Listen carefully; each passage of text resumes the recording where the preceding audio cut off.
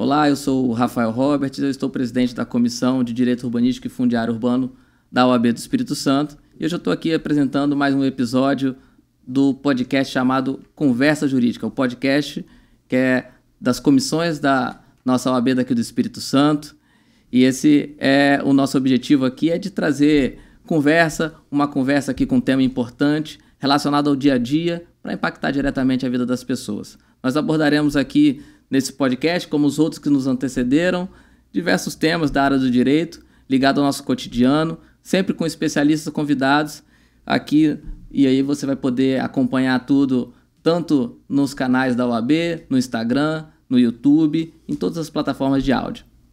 Hoje, mais especificamente, a gente vai abordar um tema que é super legal, que é o desenvolvimento urbano e o direito à cidade. Hoje nós estamos aqui para participar desse podcast com a doutora Renata Paganotto. Ela é advogada, professora da FDV e aqui também membro da nossa comissão, a Comissão de Direito Urbanístico e Fundiário Urbano da OAB, que muito nos orgulha. Então a gente está aqui hoje com o nosso convidado, ele é arquiteto, ele é urbanista, o Lucas Dan, muito obrigado pela sua presença. Eu que agradeço, Rafael. Ele é mestre em arquitetura e urbanismo, ele é professor na Faculdade Multivix e ele é conselheiro do CAU Espírito Santo. Muito obrigado por estar conosco. Gostaria que você fizesse aqui a sua abertura inicial, se apresentar para o nosso público. Primeiramente, um obrigado, pelo convite. Agradeço muito a Rafael, Renata, pelo convite. É muito bom estar podendo falar, dialogar com a população em geral, com vocês da OAB, pessoal do campo do direito, mas com a população em geral, sobre esses temas que são tão importantes para o nosso cotidiano. Espero aqui poder representar bem os nossos colegas arquitetos urbanistas nesse diálogo sobre as dimensões relacionadas à cidade, direito à cidade, como isso interfere no nosso cotidiano.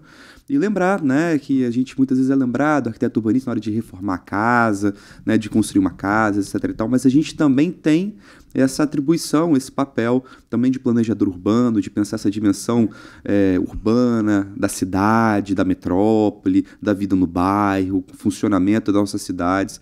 Também é uma atividade que nós, arquitetos urbanistas, também estamos à frente. Quase tudo, Quase tudo. O nosso dia a dia é quase tudo, A nossa vida urbana. A gente não faz isso sozinho, mas a gente tem um papel importante nesse processo. Então, para mim é muito importante, é uma honra estar aqui com vocês, apresentando um pouquinho dessa visão. E como que, assim, a arquitetura, o urbanismo, o paisagismo, que eu acho que é tão importante, a gente gosta de um ambiente verde, um ambiente bem cuidado, ela está relacionada com o direito das pessoas. O direito dessas pessoas que vivem no ambiente urbano, que vivem nos centros urbanos, nas cidades. Como é que acontece essa fusão, essa ligação, essa interlocução? Então, a gente tem que pensar a cidade como esse espaço, quase como se fosse um palco da vida, A gente está aqui com quase 90% da população brasileira, aproximadamente, morando nas cidades, No mundo, a maior parte das pessoas já estão nas cidades. Então, é importante a gente pensar a cidade como esse locus da vida. É ali que a gente vai estar trabalhando, estar morando, vai estudar, vai se locomover, e onde as nossas necessidades vão ser atendidas, Então, o direito à moradia digna, a necessidade da gente circular bem na cidade. Então, a arquitetura e o urbanismo tem diversos aspectos nesse sentido, que a gente pode pegar cada uma das noções que a gente tem de direito, fundamentais da pessoa, a questão da saúde, por exemplo, Como que é importante você estar morando numa casa segura, com ventilação e iluminação adequada, que não tenha problema de infiltração, até questões relacionadas à saúde mental, a importância desse ambiente construído para o seu cotidiano, como é que faz diferença. A gente ouviu muito falar sobre isso na pandemia, como que o aumento do convívio no ambiente doméstico acabou agravando muitos problemas relacionados à saúde mental, e muitos giram em torno disso, de como as nossas casas não são bem planejadas, da inadequação, de que tem muita gente dentro de casa, problemas relacionados a essa noção do déficit habitacional, ou seja, a irregularidade em relação ao direito à moradia, se tem problemas de infraestrutura, se chega água nessa casa, se tem banheiro, se não tem. Eu estou falando aqui na dimensão da casa, mas para pensar em todos os outros aspectos, a necessidade de você ter espaços públicos adequados, para você ter direito ao lazer. Então, eu estou falando muito da noção do direito porque tem essa noção do direito à cidade, né? Então, a cidade como esse suporte, né, da vida, esse palco da vida que vai atender essas diversas necessidades e como que é importante que nós tenhamos acesso, como que ela de fato atenda essas necessidades humanas e como que a gente possa construir uma cidade que atenda todos esses direitos. Porque o design na arquitetura, no urbanismo, ele é justamente para isso, né? Para conferir esse bem-estar, né? E o direito é a materialização dessa necessidade, de um bem-estar da pessoa, né? Então, acredito que todo o arquiteto, todo urbanista, ele quando vai fazer o seu desenho, o seu croquis ali, ele está pensando em uma coisa que seja boa, né? Uma coisa que confira ali um bem-estar para as pessoas que vão estar ali, que vão usufruir daquele espaço. Acho que é por aí, né? Agora, Lucas, pegando um gancho aqui na sua fala, né, de que as cidades brasileiras hoje estão aí nesse último dado do IBGE, com mais de 80%, né, morando nas cidades, que é até uma taxa superior à taxa mundial, né? Porque a taxa mundial está pairando aí entre 60% e 70%, e o Brasil está com quase 90% morando nas cidades, o que faz com que a cidade ganhe aí uma relevância muito maior. E essa relevância, essa preocupação da cidade também tem surgido muito com a questão da segurança em virtude dos eventos climáticos, né? Então, antes, quando se pensava nesses desastres, nesses desmoronamentos, né, que acontecia principalmente em época de chuvas, grandes enchentes, parece que a gente levava isso para a área rural, né? Como se isso fosse uma coisa, não fosse uma coisa da cidade. E hoje a cidade está aí, sendo impactada diretamente com isso. E como é que você vê essa questão aí em termos de planejamento? Porque será que esse documento, que é o Plano Diretor Urbano, né, que toda cidade tem que ter esse documento, ele tem se preocupado com isso? Não é? Só uma consideração sua aí sobre essa questão. Não, essa é uma excelente questão, né? Essa relação entre a cidade e o meio ambiente e o papel que tem o planejamento urbano, né? Que tem, como o Rafael disse, a gente tem essa atribuição da arquitetura de fazer o desenho da cidade, pensar nas praças, etc. E tal, mas a gente também está atuando com o campo do planejamento urbano, né? Na elaboração desses planos que vão ordenar o desenvolvimento da cidade, como a cidade vai se desenvolver, como se pode construir, de que maneira vai ser construída, os objetivos do desenvolvimento da cidade, pelo menos no plano diretor, a cada 10 anos, né? Isso vai sendo renovado. Então, assim, pensar essas dimensões do meio ambiente são muito importantes. Infelizmente, o que a gente teve de padrão de urbanização brasileira, de um lado, você tem um planejamento urbano e um projeto, né, de urbanização que não lida, né, de maneira adequada com o meio ambiente, entende a natureza como um limite a ser superado, dominar rio, canalizar rio, pega a Vitória como exemplo, né? Aterro em tudo, canaliza os nossos rios. Então a gente de um lado tem isso, e do outro lado o quê? A cidade informal, que é justamente pela falta de acesso à casa, né, a terra como mercadoria, a pessoa consegue comprar um lote, uma casa no mercado formal, acaba comprando, né, com um contrato que às vezes não tem muita firmeza, né, no sentido da segurança jurídica, né, ou acaba às vezes ocupando um território, que isso é entendido muitas vezes numa perspectiva muito moral, né, de o que é certo, o que é errado, mas a realidade é que pelo menos metade da região metropolitana da Grande Vitória, na década de 80, foi ocupada de maneira informal. Eram chamados aglomerados subnormais, né? Favelas, ocupações de morro, de manguezais. Então, assim, isso está diretamente relacionado à nossa vida.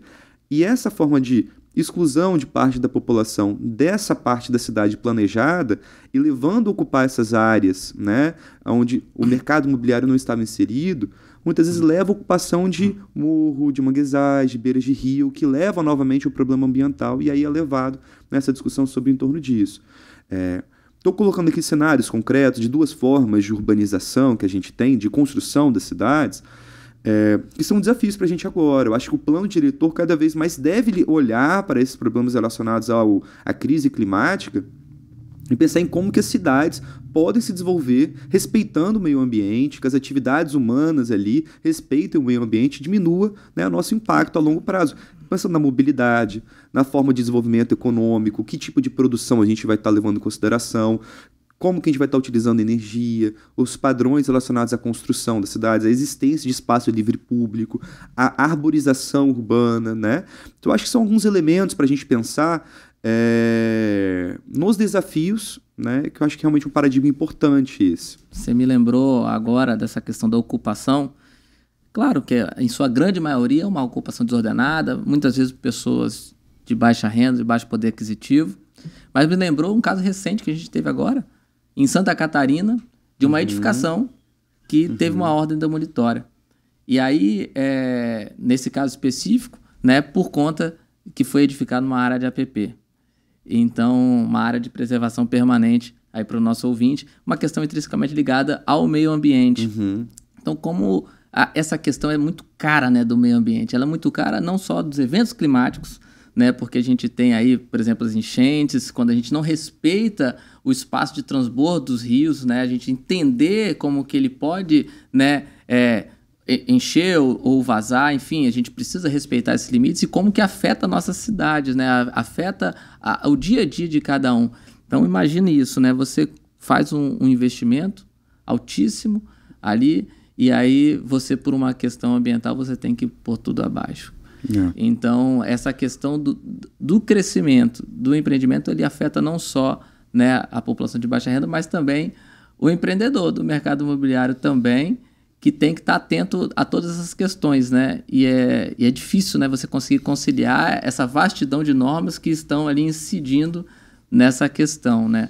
E assim, como é que a gente consegue mitigar esses problemas? Nas áreas que já estão concentradas, que já tem um ocupamento desordenado,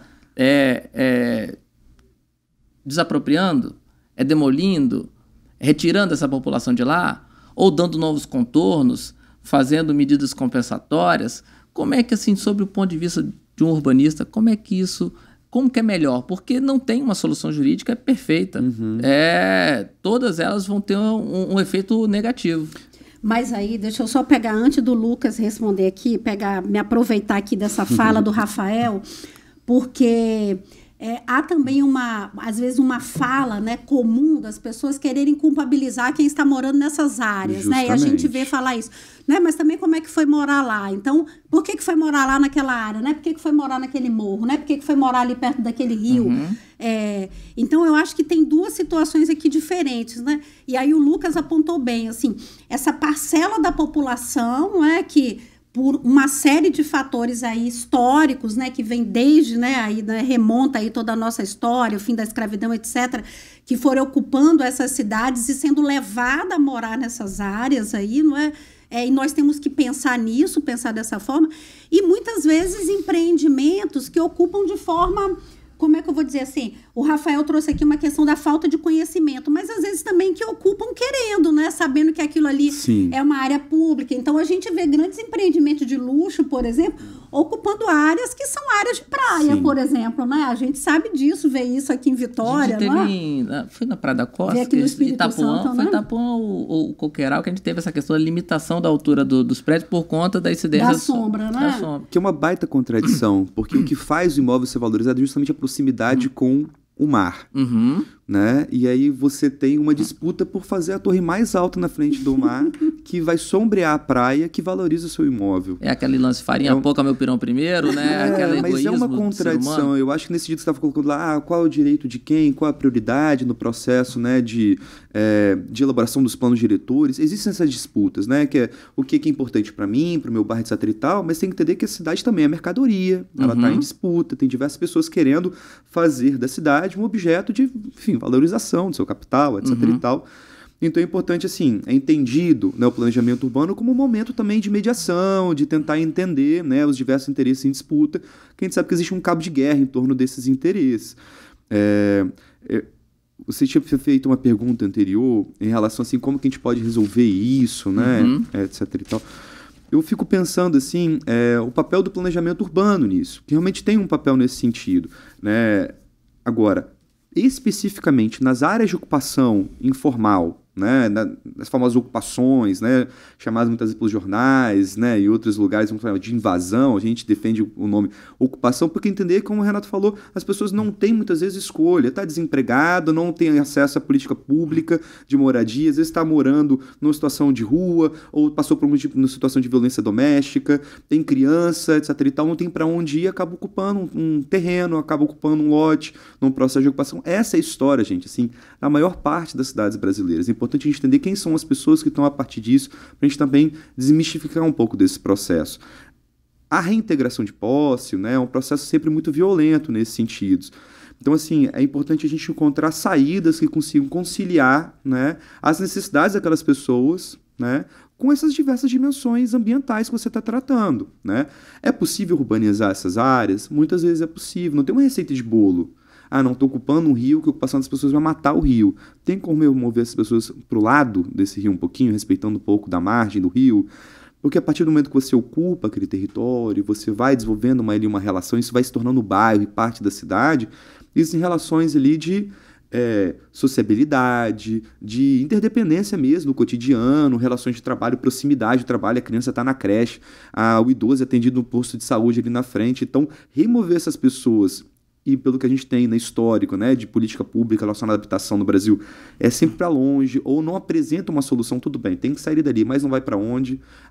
Bota num auxílio aluguel, mas não tem vaga, a lista é infinita, vai ter um projeto habitacional, não tem previsão para começar. Né, para ter uma ideia agora, saiu um edital do Minha Casa Minha Vida para município, só a Vila Velha apresentou projeto. Uhum.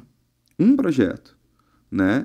Então, assim, a gente tem problemas com relação à política pública mesmo, pensar de forma estratégica, a longo prazo, planejar mesmo a questão habitacional, e me parece que usar esse argumento só nesse momento, quando você tem o uso muitas vezes, né, dessas áreas de fragilidade ambiental para empreendimentos de grande porte, né, muitas vezes é esquecido, né, varrido para debaixo do papel, ou então faz uma medida compensatória. Lucas, e aí quando o pobre vai ocupar, você tem a expulsão dessas pessoas. Então acho que é importante a gente pensar em outras alternativas nesse sentido. Pela ausência de conhecimento de como tem instrumentos jurídicos para você resolver esse problema, o empreendedor está calcado ali de especialista, de um corpo técnico que vai auxiliá-lo nisso, e a população menos favorecida, ela não tem essa capacidade, não tem quem lhes assessore quanto a isso, né? Por exemplo, a Defensoria pela Pública necessidade. não tem gente, a Defensoria Pública não tem gente suficiente para atender essa população, como resolver, como, né, intermediar, mediar em favor dessas pessoas. Inclusive faz um trabalho muito importante, pessoal. Claro. Inclusive no Espírito Santo, no DAM, né, tem um trabalho muito bom de defesa das pessoas em situação, né, enfim, de conflitos fundiários, no direito à moradia, muito legal. Eu queria trazer aqui para a mesa nossa aqui, já que o Lucas trouxe aqui essa questão da política urbana, só Vila Velha apresentou esse projeto Minha Casa Minha Vida. Então, a gente está falando dessa habitação popular, não é? Vamos chamar assim. Mas, ao mesmo tempo, como explica isso, Lucas? Vou colocar aqui para Rafael também. O fato de Vitória estar aí, elencada aí entre uma das primeiras cidades com metro quadrado mais caro do país. A capital do metro mais caro do Brasil. Capital com metro quadrado mais caro do país. Então, a gente vê, de um lado, não é, assim, uma contradição. Então, eu acho que várias contradições que vão gerando várias tensões aqui, não é? Então, a gente vai vendo, assim, grandes áreas da cidade, um esvaziamento de muitas áreas da cidade, Sim. não só de imóveis abandonados, mas de áreas da cidade mesmo, a gente vai percebendo isso. Ao mesmo tempo, por outro lado, nessas áreas valorizadas, grandes empreendimentos a ponto de levar o metro quadrado está aí, não é? Como o Rafael colocou aqui, a capital com metro quadrado mais caro do país, e ao mesmo tempo aí, não é? Na hora que se abre um edital para apresentar um projeto de construção, né, popular, né, para favorecer a população aqui de menor poder aquisitivo, a gente não vê isso aí. E aí, como é que a gente lida com isso na cidade? Difícil, né?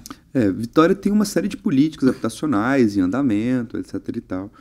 Mas a gente ainda tem muito a avançar nesse sentido. A gente tem muitos imóveis vazios no centro de Vitória, né? Terrenos vazios ali indo em direção da Orla Noroeste, região próxima a Santo Antônio. A região da Ali Santos ali, aquela região de Manguezal, que é maravilhosa, né? Você falou um pouco a questão da praia, todo mundo quer ver o mar, quer ver a praia, aquela região de Manguezal é maravilhosa, é linda, e a gente pouco consegue utilizar, a grande população pouco consegue utilizar daquela área, justamente pela forma como ela foi ocupada ali e, de certa forma, inviabilizou as pessoas poderem utilizar ali, né? Sim, né? E tem saída para isso, né? A gente tem uma série de instrumentos jurídicos por conta do plano diretor, do Estatuto da Cidade, que são leis que dão para o poder público instrumentos, né? Ferramentas que podem resolver esse conflito. que a Renata lembrou aqui de um potencial que a gente tem, que são os imóveis vazios em centros urbanos, né? A gente tem o número de imóveis, né, vazios, é mais que o dobro do número de famílias sem casas, né? Então, Minha Casa Minha Vida, só te cortando rapidinho, ele trouxe a questão do retrofit, né? Como um meio de política maravilhoso. pública, né? E aí poderia ser utilizado como o retrofit nesses imóveis abandonados para você dar essa destinação. E Vitória tem uma lei para isso, específica para isso, trazendo justamente esse interesse até mesmo para além de política pública, né? Pensando até mesmo do ponto de vista do empreendedor que quer ocupar aquela área. Enfim, mais que essa noção de ocupar esses edifícios vazios me parece uma ferramenta importante para combater o déficit habitacional, que é esse número de famílias que estão em situação de irregularidade em relação à sua habitação. Porque a gente teve no Brasil, historicamente, né, a noção de política pública para habitação é botar a habitação social muito distante das áreas de trabalho, muito distantes das áreas dotadas de serviços públicos, muito distantes dessa área urbana que é tão rica, né, nas nossas diversas necessidades. Que a gente está falando aqui da creche, do posto de saúde, do local de trabalho. De uma cidade que já tem os seus instrumentos urbanos prontos, isso, né? de cultura. Então, né? Aí vai construir uma cidade nova, longe, né? Cara, né? Porque isso vai encarecer a cidade, porque a gente também sabe que essa cidade ali, não é, adensada, ela também é uma cidade mais barata do que uma cidade muito espraiada. Mas já que a gente está falando de distâncias aqui, vamos trazer o tema mobilidade, legal, então? Vamos trazer o tema mobilidade, falar aqui pontuar aqui 2 intervenções urbanísticas grandes de mobilidade aqui no Espírito Santo, que foram a retomada aqui do aquaviário e a terceira faixa da terceira ponte, assim também como a ciclovia. E aí, contribui para a mobilidade, é essencial, foi tímido, poderia ter ido além. Eu acho que em relação ao aquaviário, a gente ainda não viu a real potencialidade, né, desse modal, né? Modal entendido como as formas que a gente usa para se deslocar pela cidade. A gente está em fase ainda de teste, né? Foram 2 pontos inicialmente, criaram um terceiro. Né? Há uma expectativa que aumente o número, né, de pontos para fazer o embarque e o desembarque. E, inclusive, essa noção também da própria frequência mesmo, né? Horário de saída, porque eu acho que isso hoje é o que mais atrapalha para o uso do aquaviário, das pessoas que eu converso, né, com os alunos, com os meus familiares. O horário é o problema? Sai muito espaçado, né? E é também uma pouca integração com os outros modais de transporte. Então, você conseguir sair do aquaviário e entrar rápido, por exemplo, num ônibus que vai te deixar no terminal para você ir para o seu destino final. Então, a gente precisa fazer uma integração melhor, né? Eu acho que esse é um objetivo, tenho certeza, né, que quem está à frente desse projeto sabe que essa é uma necessidade, e hoje é uma das principais queixas, né, de quem está usando. Tudo bem, eu tenho que sair do meu ônibus, esperar muitas vezes um período longo para entrar no aquaviário, para depois ter que esperar para entrar no outro ônibus.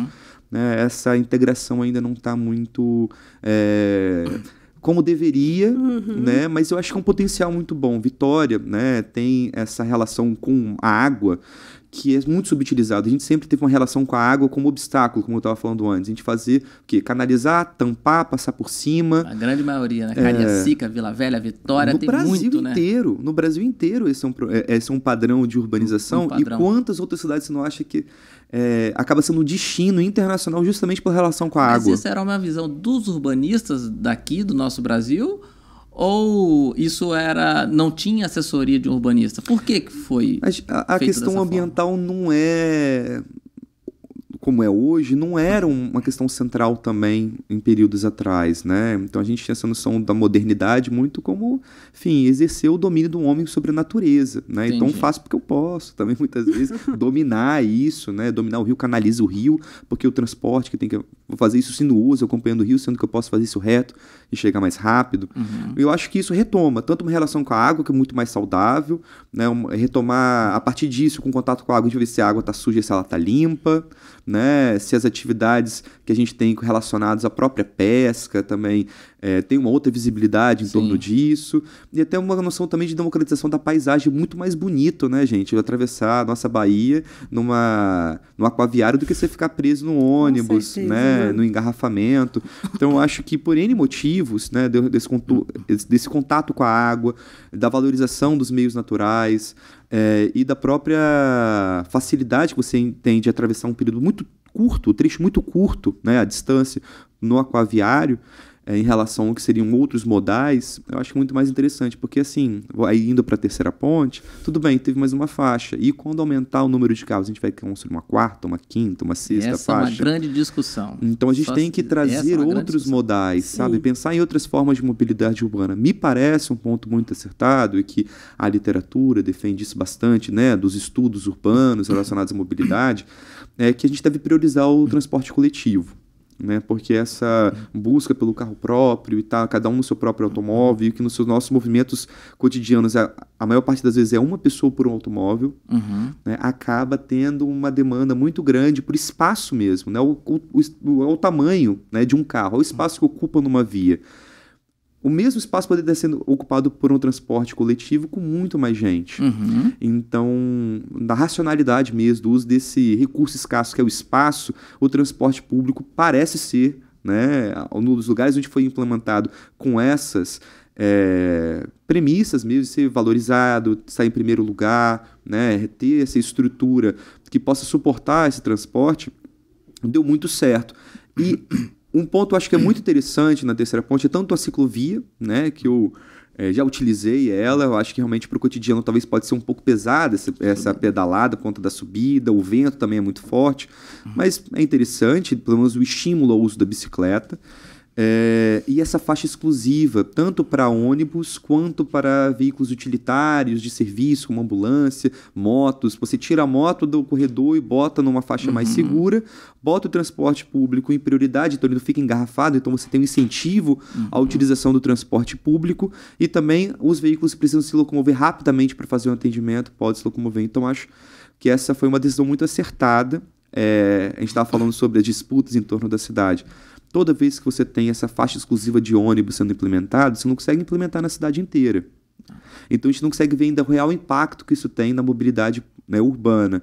Então a gente às vezes vai ficar parado no engarrafamento e vai ver do lado que nem está passando tanto ônibus assim. Né? Isso pode gerar alguma insatisfação em quem está utilizando o carro.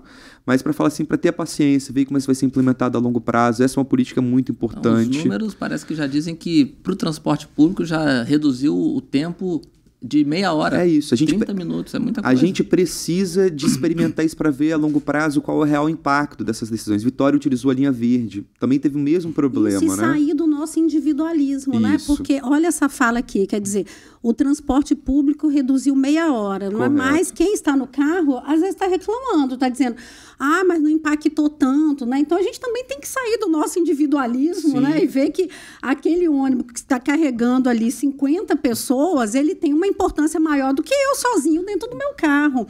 E aí, eu quero trazer um gancho aqui para essa questão da gestão democrática da cidade. Porque você ia relembrar aqui, né, Lucas, a questão da linha verde. Sim. Você lembra como ela foi criticada, principalmente pelos moradores ali da Praia de Camburi. Por esse é o meu apelo aqui. Jardim da Penha. Então, vamos trazer essa questão da gestão democrática aqui para a mesa? A população tem que ser ouvida sempre, aquela que está ali diretamente, vamos dizer assim, impactada ou no local daquela transformação urbana.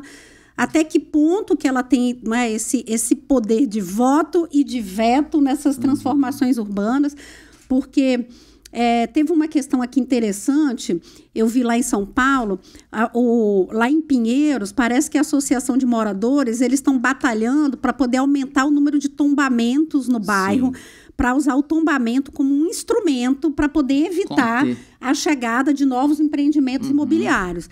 Então, para além de discutir se isso é legítimo ou não é legítimo, eu quero só trazer essa questão da gestão democrática. E aí, até que ponto que realmente...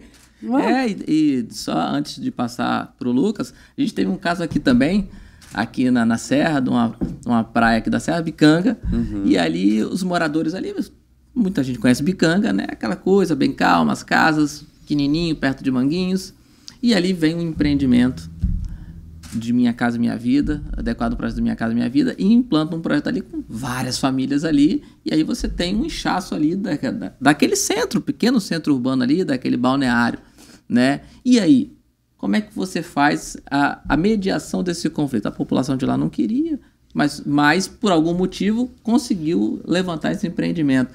Como é que resolve? Como é que a população pode atuar? A questão das associações, como é que chega aí nesse meio termo aí, e que a melhor técnica de urbanismo fala para resolver esses problemas? Enfim, eu estou me colocando como arquiteto urbanista, nós somos técnicos, né, planejadores da cidade, mas assim, a gente não tem a caneta de ouro, a gente não pode ficar olhando as coisas de cima e tomando as decisões de acordo com, enfim, as nossas impressões. É muito importante que a gente crie processos de participação popular, né, de tomada de decisão, inclusive, junto à população em geral, porque toda intervenção no espaço urbano vai ser marcado por conflitos de interesses e muitas vezes até mesmo de, enfim, impressões, achismos também, se vai dar certo, se vai dar errado. É muito difícil, às vezes, a gente tomar uma decisão que vai influenciar na vida de tantas pessoas. O que me parece ser muito bom é escutar as pessoas, ter processo de participação popular. Isso não é fácil, né? A gente tem, como você falou... Muitas vezes passa batido, assim, o camarada bota só o gestor bota só um papel em determinado lugar e dê publicidade. Isso, vai ter é importante, toda vez que a gente tem um grande empreendimento, ter o processo de, enfim, estudo de impacto de vizinhança, audiência pública, verificar quais são os impactos que vão ter, né, nesse empreendimento. Do ponto de vista, como você falou, vai aumentar o número de carros nessa avenida, vai aumentar o número de usuários desse posto de saúde.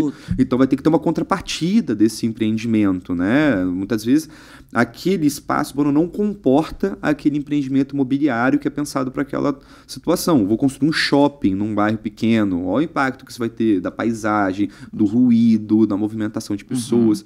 Então, o estudo de impacto de vizinhança é um instrumento importante nesse sentido, e mais do que o estudo de impacto de vizinhança, propriamente dito, esse processo de audiência pública, de escuta das pessoas. O problema é que é uma audiência, né? Não tem o voto, as pessoas não têm poder de decisão sobre isso. Então acabam muitas vezes caindo no papel do gestor público, no papel, né, do poder público municipal, dos vereadores, né, que podem apresentar uma série de alterações no plano diretor, são eles que elaboram, né, em última instância aprovam o plano diretor da cidade, que é esse instrumento, lembrando, né, que vai estar apontando de qual maneira a cidade vai se desenvolver em cada parte, em cada zona dela, como você pode construir, como você pode utilizar cada lote da cidade. Então, é muito importante a gente ampliar esse processo. Eu acho que esse é um grande desafio do planejamento urbano, inclusive. A gente sair dessa noção de que só o conhecimento técnico dá conta de tudo, né? Entender e encarar que a cidade tem conflitos de interesse, né? E como é que a gente consegue dar voz e instrumentalizar as posições em disputa ali para um planejamento urbano que seja aquele planejamento urbano que eu acho que o que todo mundo espera de uma cidade é que atenda às suas necessidades mais essenciais e para além delas, né? Quando a gente pensa em necessidade, vai falar o quê? Saúde, educação, saneamento, mas também cultura, lazer, né? Esses vários outros aspectos que estão dentro de uma noção de direito à cidade. É muito daquela coisa também de bairrismo, desenvolvimento, né? Como é que você chega no equilíbrio, né? O camarada do bairrismo quer aquela coisa só para mim, né? E o desenvolvimento, ele, olha, a cidade precisa evoluir algumas coisas, alguns pontos precisam ter outras coisas, né? Um instrumento importante para isso também são os conselhos, né? Tem Conselho Municipal de Habitação, Conselho Municipal de Desenvolvimento da Cidade, tem uns conselhos que são importantes. Hoje eu faço parte do Conselho Municipal de Habitação de Interesse Social da cidade de Vitória e sou suplente pelo Conselho de Arquitetura do Conselho de Desenvolvimento da cidade de Vila Velha, e que é muito importante ocupar. Como que você ocupa esse espaço?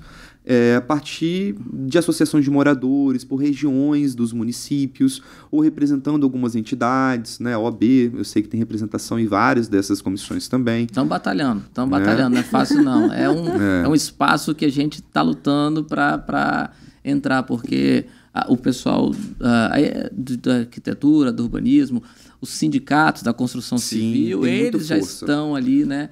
Já há longas décadas aparelhados ali, né? Aparelhados no sentido de estar ali intervindo, se representando, né? Em favor dos seus interesses.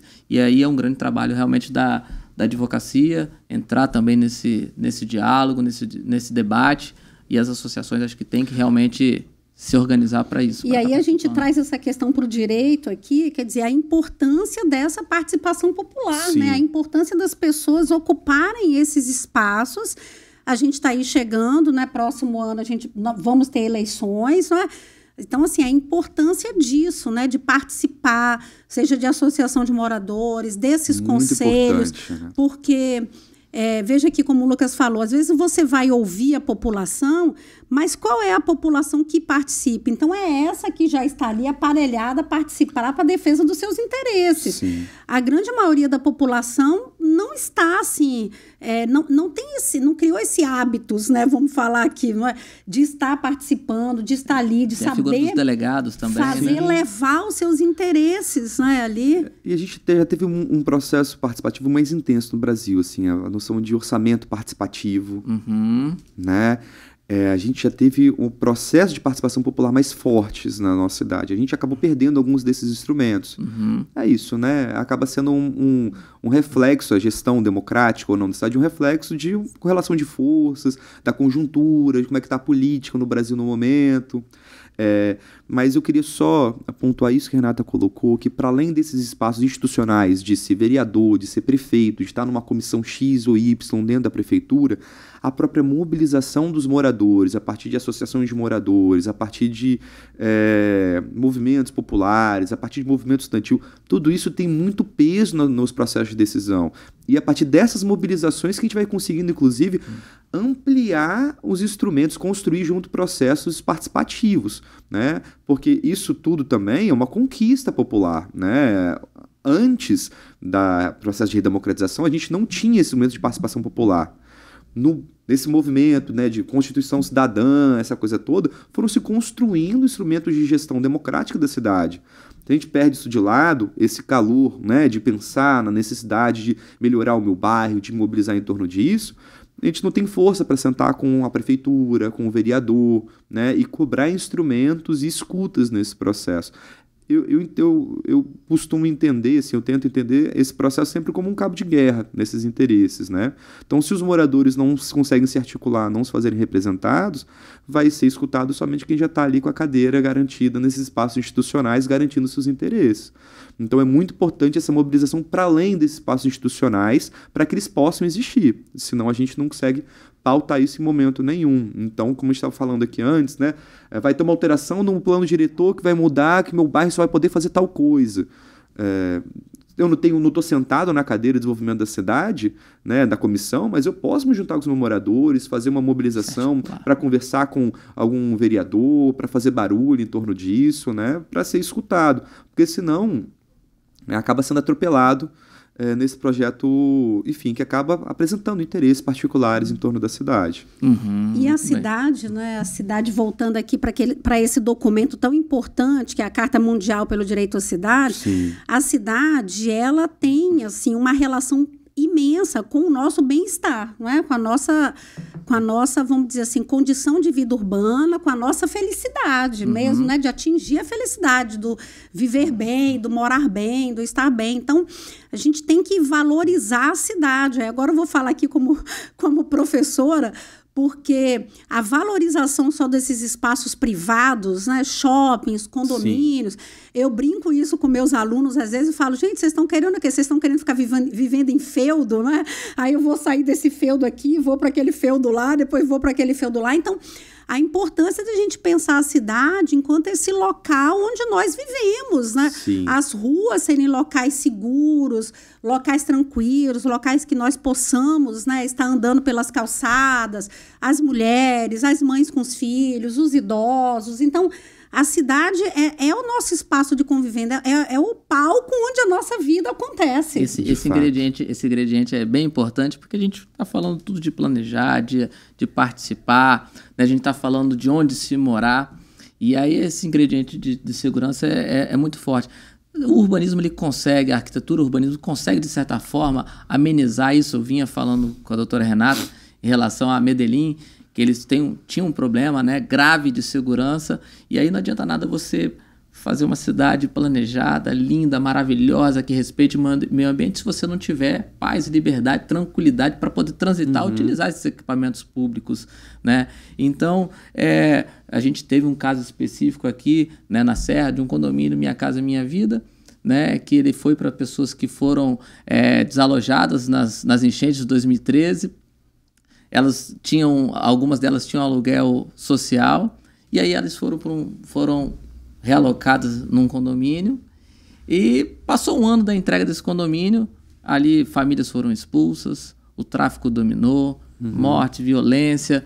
Assim, é uma situação difícil, né? Porque você constrói a moradia, né? Mas você também não dá, o Estado não está ali presente para auxiliar aquelas pessoas como gerenciar aquele condomínio, como, né, cuidar daquele novo espaço.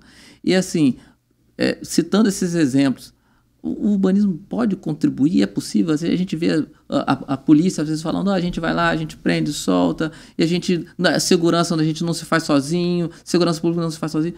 Como que o urbanismo pensa isso? O urbanismo tem isso quando está ali, né, planejando a cidade? Olha, tem muita relação. Eu não sou especialista em segurança pública, então assim, eu vou trazer um pouco do que é discutido em torno desse tema, né, no campo do planejamento urbano, bons projetos em relação a essa situação, mas é interessante sempre escutar os especialistas em segurança pública, né, para a gente também não dar um passo maior do que a minha perna aqui, que é o meu limite aqui.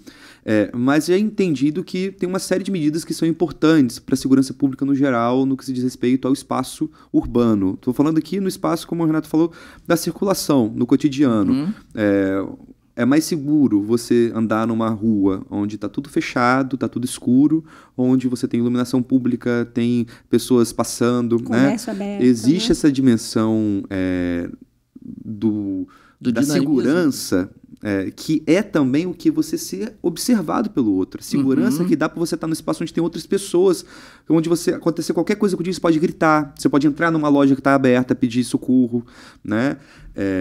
Tem uma escritora, né, famosa, que era uma jornalista, mas que influenciou muitos urbanistas, que é a Jane Jacobs, que ela fala que esses são os olhos da rua, né? São os olhos da cidade, que é importante nisso no planejamento urbano. Então, você tem uma diversidade de usos. Né? Não limitar, aqui só faz isso, aqui só faz aquilo. Esses bairros exclusivos, né? Só comércio, só vamos dar vida, né? Só residência. Então não é muito importante nesse você propor cidades que tenham uma diversidade maior de uso, a iluminação pública, né? Você incentivar o transporte do pedestre mesmo. São medidas que para qualquer cidade, para qualquer bairro, isso é muito bem-vindo, né? Ajuda a diminuir muito vários aspectos, acho que principalmente para as mulheres, né? No período da noite, voltando do trabalho, é um aspecto que é muito interessante, importante nesse sentido. Então, estamos falando aqui de questões relacionadas a planejamento, né, questão de uso do solo, do que pode ser ou não construído, necessidade de diversidade, questões relacionadas à iluminação pública, ao projeto realmente das ruas, como é que elas são feitas, os mobiliários, se eu consigo ver atrás de um ponto de ônibus, se ele tem permeabilidade, ou se ele pode ser obstáculo para alguém me assaltar, né, fazer algum tipo de importunação sexual. Então, é importante você ter essas questões do desenho mesmo, do design que você estava falando antes, né, de produto, desenho do tecido urbano e tal.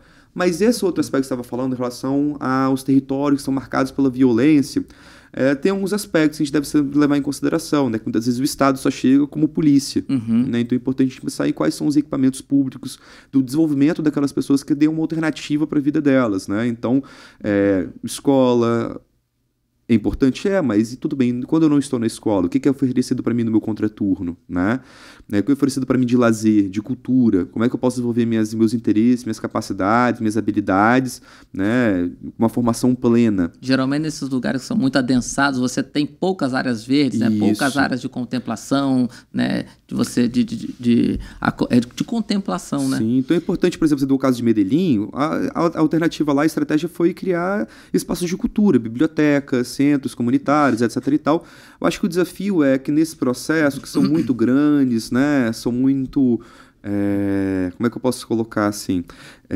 São empreendimentos, são projetos, melhor colocado, né, projetos públicos de grande impacto, que eles também não gerem um processo indesejado de substituição da população que está lá, a partir da valorização. Então, assim, antes não subia uma rua, Não consigo subir o meu carro porque não tinha rua. Agora sobe até o transporte público. Antes não tinha iluminação pública. Agora tem até parque lá em cima da biblioteca. Há uma tendência de valorização dos imóveis, de aumento do aluguel.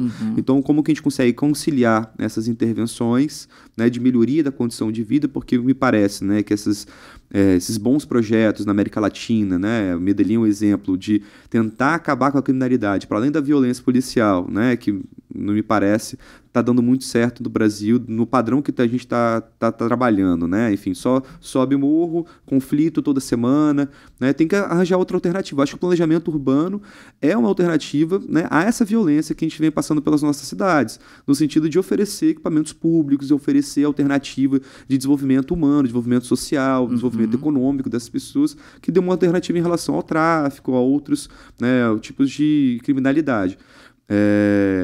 Agora, manter essas pessoas ali é muito importante também, que não passa pelo processo que é chamado de gentrificação, né?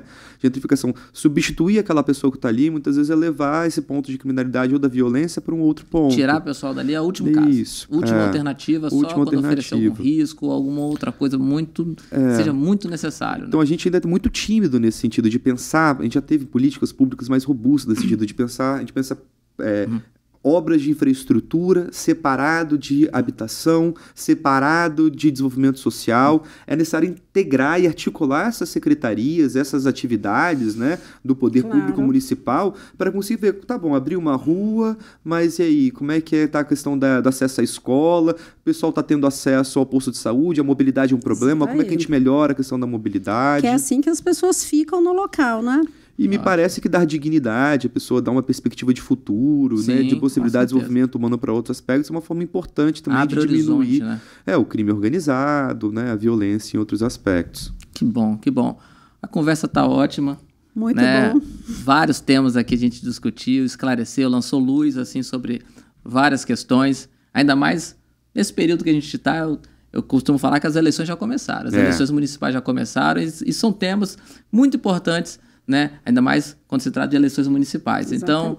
Então, que essa conversa, que tudo isso que a gente tratou aqui, Lucas, que você trouxe para a gente, muitos gestores públicos possam ouvir e buscar implementar nas cidades. Eu agradeço imensamente sua participação, muito obrigado. Tá? E eu gostaria de agradecer aqui toda a equipe da OAB, agradecer ao presidente Risk por abrir aqui esse canal que leva conhecimento para a população, né? Excelente iniciativa, e convidar todos para seguir as redes sociais da OAB Espírito Santo, é o @OAB Espírito Santo, tá lá nas plataformas digitais, nas redes sociais, e tem diversos outros temas lá, e teremos outros, tá? Então, vem participar com a gente, vai ser ótimo, tá? Muito obrigado, lá vocês vão encontrar outros temas e outros assuntos que tenho certeza que vão contribuir muito. Muito obrigado, doutora Renata. Eu que agradeço.